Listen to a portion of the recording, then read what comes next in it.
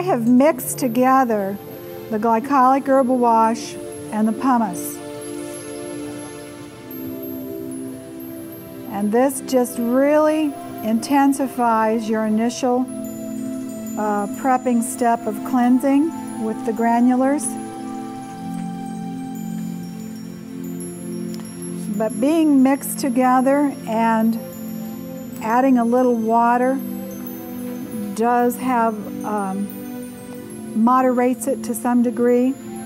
So it's not quite as intense as if I had done first the cleanse and then gone back with my pumice grains and done that. And her skin does not need that aggressive of a prep in terms of granulars and stripping.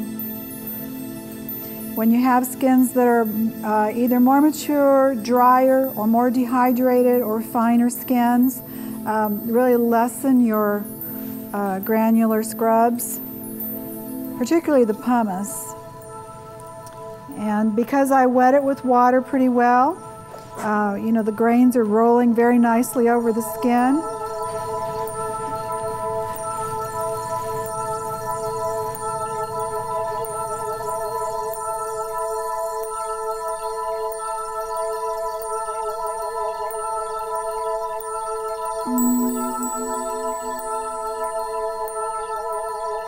Start at the eyes first, just in case you got some of those grains, and cleanser up a little closer to the eye area. And I also want to remove. And you've got some the lip stain on. And when clients have the lip stains, I mean, you can choose to take that off, because there are topicals that will take that off, or you can just leave it on for them. It gives them a little color on their lips, obviously when they're finished, and they might like that. If it's just lipstick, though, I think it's better to take it off so that you can let that the acid seep in around the fine lines of the lip area. And then go back with your fingertips, and you will still feel, we've rinsed the bulk of the cleanser and kind of the base of this off, but you will still feel all of these grains. And I would just kind of roll them around just for a little bit more polishing and breaking down on the stratum corneum to give you a deeper cleanse. And then we'll take our dry gauze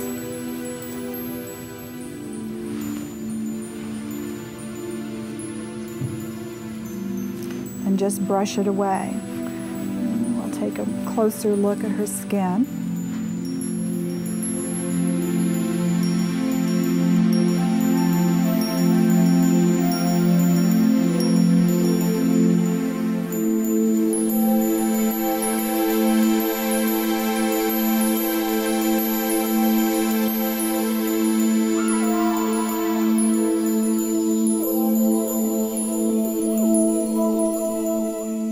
This 25% AHA gel is being used as the final phase of cleansing, prepping the skin for removal and softening of the cells and lifting any residue on the skin. And so I'm using it, like a toner or a cleanser, where it's going on with firm pressure, and then I will just be rinsing it off shortly. I'm not using it so much to stay on the skin for regeneration as I am for just a quick surface removal and continued cleansing to break down the protective barrier. And there are several things you could use at this stage depending on the skin. If it were a very oily acne skin, I'm calling this, as you could see on your protocol, anti-aging complexion peel, so I use the 25% AHA gel.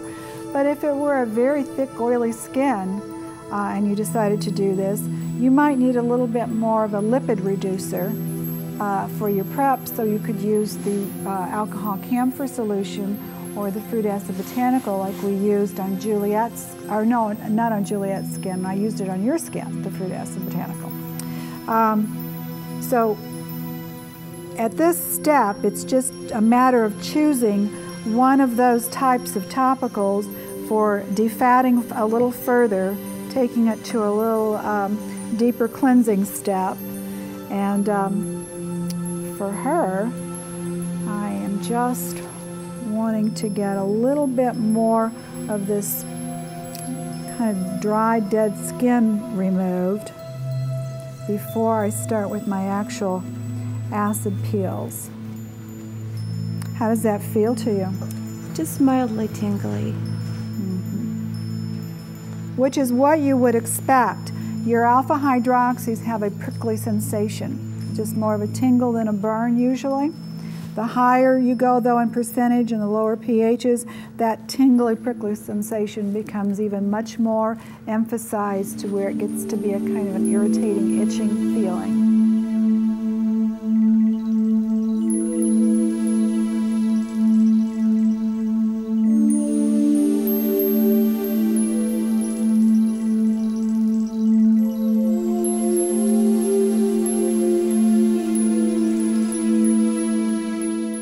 Club soda is really nice to keep handy if you have a refrigerator, the small bottles.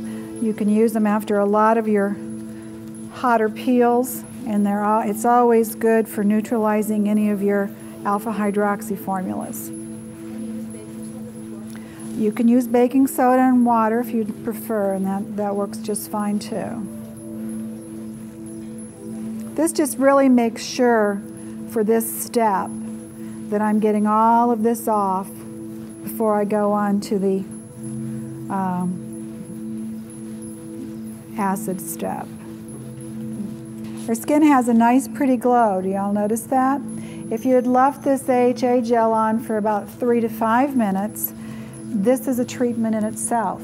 Good treatment for a lot of you who are just starting to do as a little glowing perk up for the skin. Just a good cleanse with your granular scrub, and then the 25% AHA gel for about 3 to 5 minutes, and the skin looks real pretty. Then I would spray her down with some oxygen, put some antioxidants on the skin, and that's a nice treatment.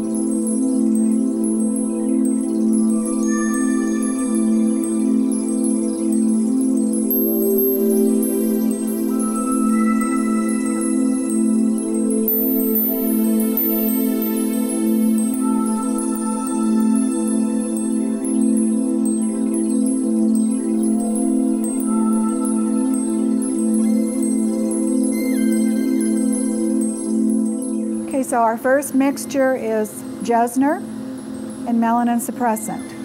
Jesner is a blend of several of the acids we talked about today. It has lactic, it has salicylic, and resorcinol. And I'm putting this on in the same way that I did our TCA salicylic blend. Nice, firm pressure. Even strokes all the way back to the hairline and into the earlobes. By adding the melanin suppressant, I have made this more of a lightening formula, but it also will help to suppress melanin, give you a little edge to keep the peel more of a lightening peel. And I'm coming up on the neck with this. Go ahead. How you doing? Pretty hot? It's about a 4. Okay. She has a little line right here in the middle above her lip that you a little fine line there that we would want to keep putting solution on so that we can sort of soften that up. Let this absorb, wait 1 to 2 minutes. When you can tell that the solution is taken in and you don't see liquid, then we'll put our second layer on.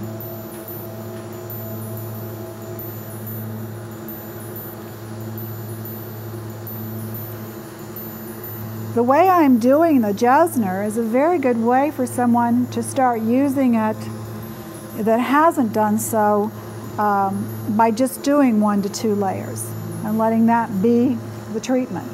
We could just stop after these 2 layers and let the skin go through a flaking process and let that be it. A true Jesner formula or peel is done in multi-layers, where you might go up to 8 or 9 layers of this. And I don't think someone should start doing that level of peeling and saturating the skin with that many layers until they have worked with the acids for a year or so and gotten really comfortable with that range of peeling. So 1 to 2 layers is always a good place to start.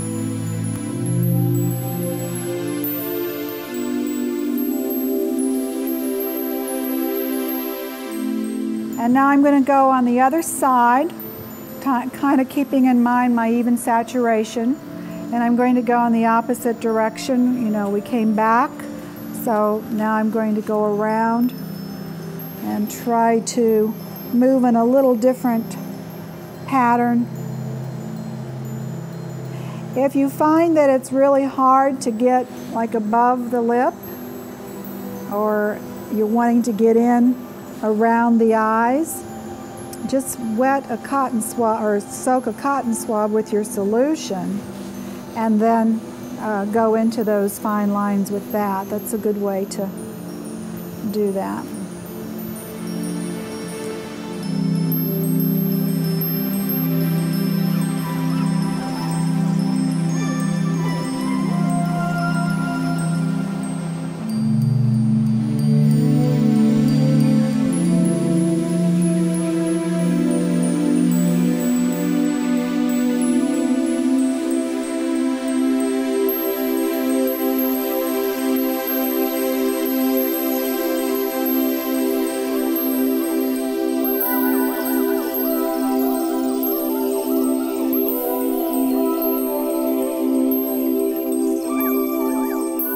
Sometimes when you wet this, though, you may reactivate and get it heating up a little bit. I said it's not so much that you're removing the solution, you're removing the cells, the dead skin cells, and you're using this as a prep to break down the skin more. So I think it's better for that reason to go ahead and do it.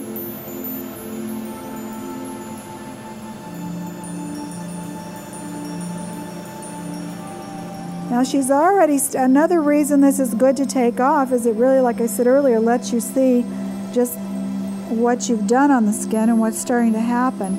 And she is starting to get some real frosting or blanching, if you will, in the chin area that I can see. Look at her skin. It really looks nice. In fact, it brought up a lot of hydration, a good glow. But you could finish here with your 2 layers, spray the skin down, or if you didn't have oxygen, you put some antioxidants or a little growth factor, sun protection, and let that be the end of your treatment. But we are going to take her further to create more of a intense 7-day peel.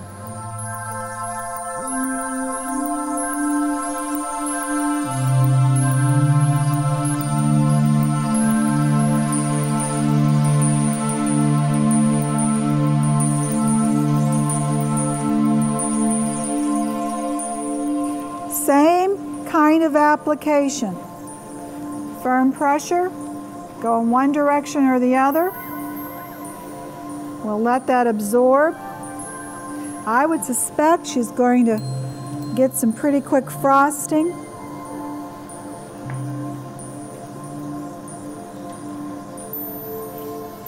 Now I said you have to be cautious about the Jesner on the neck. And that is so very true. I only did 2 layers, and that's usually the most that I will do on the neck. And why is that? Well, it's because of the lymph nodes and because resorcinol can be toxic. And, you know, it's just more risky to do it on other parts of the body in multi-layers.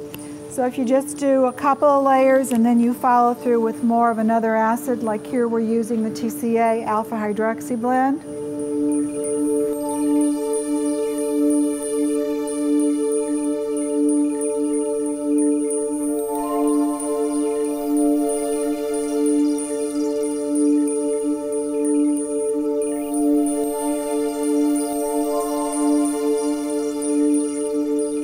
It's good to do the earlobes anyway. You know, our ears get so stressed with all of the jewelry and exposure, and so it's fine to go ahead and do the earlobes a little bit. And always tell your clients not to put jewelry back on when you've done these types of peels. No necklaces, no earrings. The metals can be real irritating. Hold your pads, eye pads on very nicely and firm while you work around those areas. That bumped it up a notch. That bumped it up a notch. I thought maybe the second layer might get you. It's about a 5. Well, and she's separating a little bit more in some areas, and it always feels more intense when that skin begins to separate from the stratum corneum and the epidermis. One gauge to tell you if you've gone enough and if you're layering and you aren't seeing maybe frosting and the separation, but if you see the solution remain on the skin and not being absorbed, then you might as well stop because the skin is just not taking in anymore.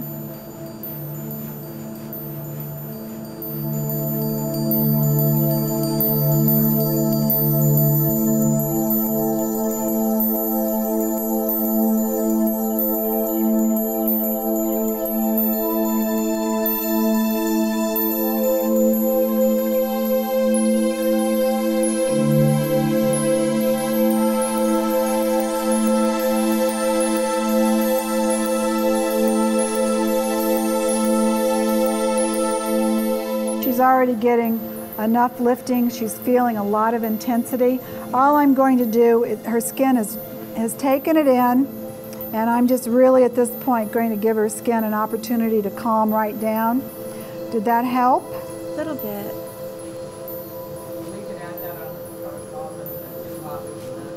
Yes, yes. Just let the skin take it in. Let it be on there a sufficient amount of time. You know, we had it about 5 to 7 minutes. Just water. No, that's what I'm saying. It's in there. All I'm doing is giving her a little bit of dilution now surfacely. The fan will help dry her down, and I'm going to spray her with some oxygen. You know, we didn't have these on ice, but I keep a lot of ice in my treatment room, and cool water and gauze and so forth. And I usually have ice globes sitting on ice. And if you have ever any issues of excess swelling or reaction or problem, rinse the skin down and go over it with your ice globes and put on calming skin gel. And that's a very good thing to do. Not a whole lot, just a little bit. Cool and calming skin gel. A vitamin solution in our nebulizer. Well, if you don't have one of these wonderful things, you are so sad, because this is this is an incredible, you know, it's one, if I had to give up some things, it would be really tough for me to give this up. I even have this at home and I love it. But if you don't have it, really what we're doing here is putting antioxidants into the skin and working with giving the skin some good oxygen for healing. I would go ahead and then go into my post balm.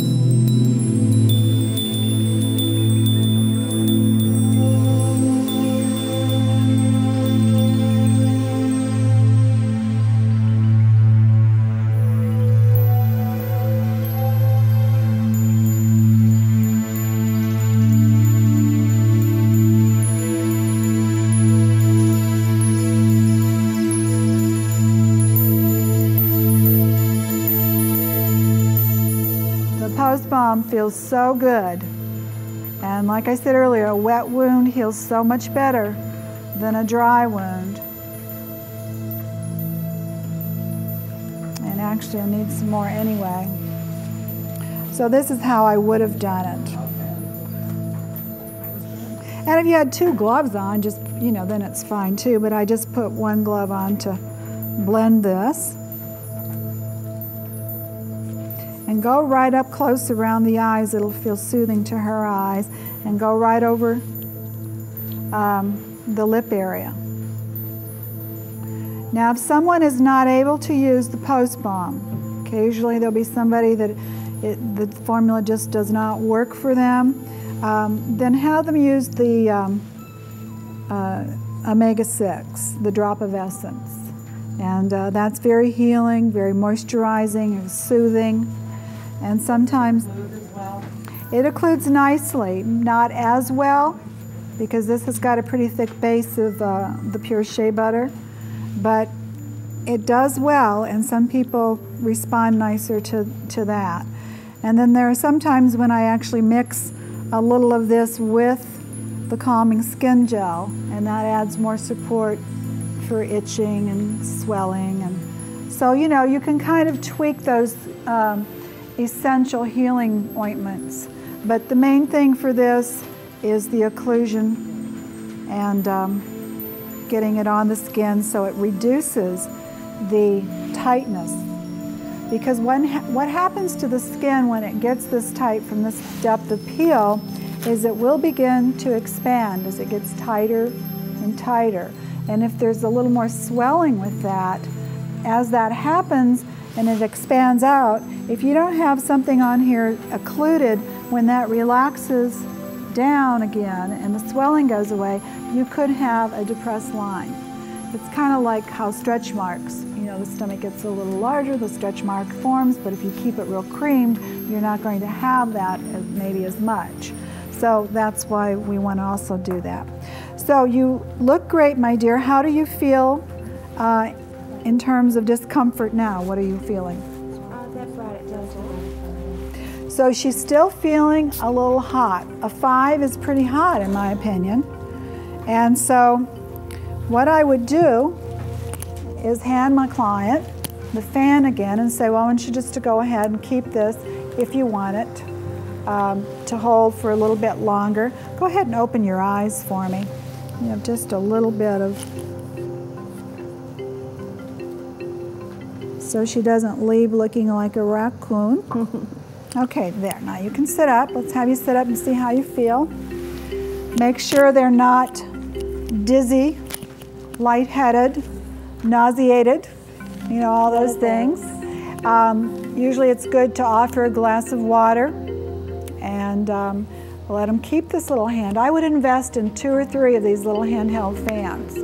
And that way if she needs to leave the treatment room and sit out in the waiting area with her fan for a while, you can get your next client in and you've got your assistant or somebody watching her and you can move on. So, okay, I'll let you get up. You are our last one. Thank you so much.